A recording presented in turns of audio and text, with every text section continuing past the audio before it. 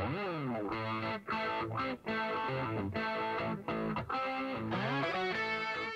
afternoon, everyone. Today we're going to be going over the 4x4 and 4x800 meter relay handoff. My name is Mr. Snowden. I'm a health and physical education major at Slippery Rock University. The first thing you need to know about the 4x4 and 4x8 handoff is that the one item that you will need for this is a aluminum baton. They are made of aluminum, so they are lightweight and they will not impede the runner's ability to race during the day, and it won't slow them down. The type of handoff for the 4x4 and 4x8 relay is the half-blind handoff. It's called a half-blind handoff because unlike the 4x1 handoff where the runner never sees the baton, the runner actually is able to turn around and look as he's receiving the baton. Alright, now the first thing we're going to go over is the proper technique for the half-blind handoff. What you're going to do is you're going to watch your incoming runner coming down the track, and you're going to try and match their speed by taking off early so that you're in a run whenever you receive the handoff. You don't want to be standing still because then you're going to lose a couple seconds off your time. Now, when you're trying to receive the handoff, you're going to start off looking forward, facing this direction, and you're going to turn and look and watch your incoming runner coming down the track. And when you start off, at first you're not going to be looking at the runner. You're going to take 3 steps and then turn. You can either turn, whichever hand is your dominant hand, that's the hand you want to reach with.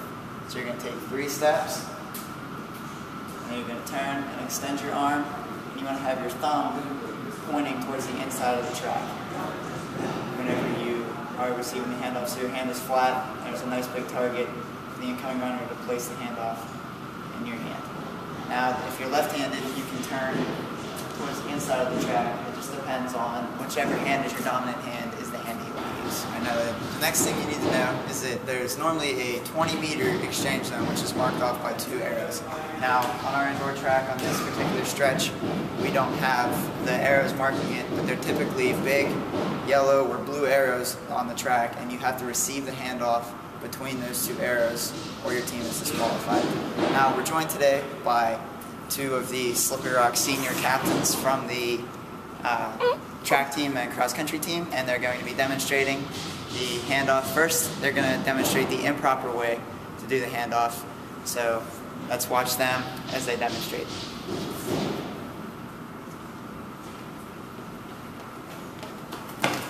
That last demonstration is a perfect example of what can happen if your teammate doesn't start to run before you hand off the baton. You're just going to end up running up their back, and you can either get knocked over, drop the baton, end up off the track, and being disqualified. Now we're going to have them demonstrate the proper way to perform the handoff.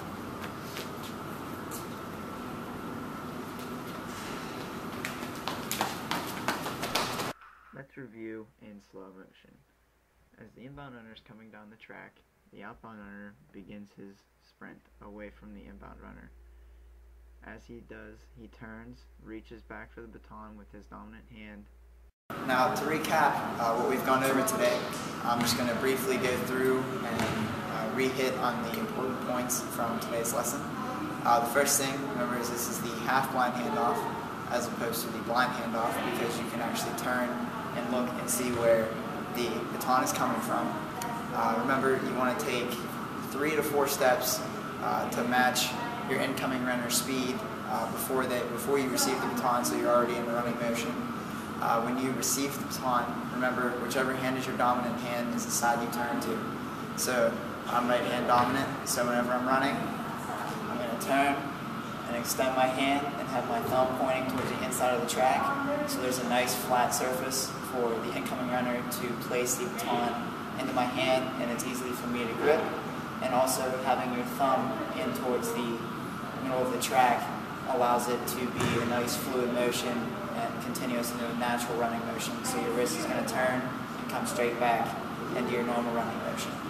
Remember, you have to receive the baton inside the exchange zone, which is a 20-meter zone marked off by 2 arrows on the track. If you do not receive the handoff in that zone, or if you drop the baton, or if you impede another team's ability to receive their baton, your team will be disqualified and you will lose out on the points for your team for that. That concludes our lesson for today on the track and field handoffs for the 4x4 and 4x800 relay. I hope that you are now prepared to go out with your teammates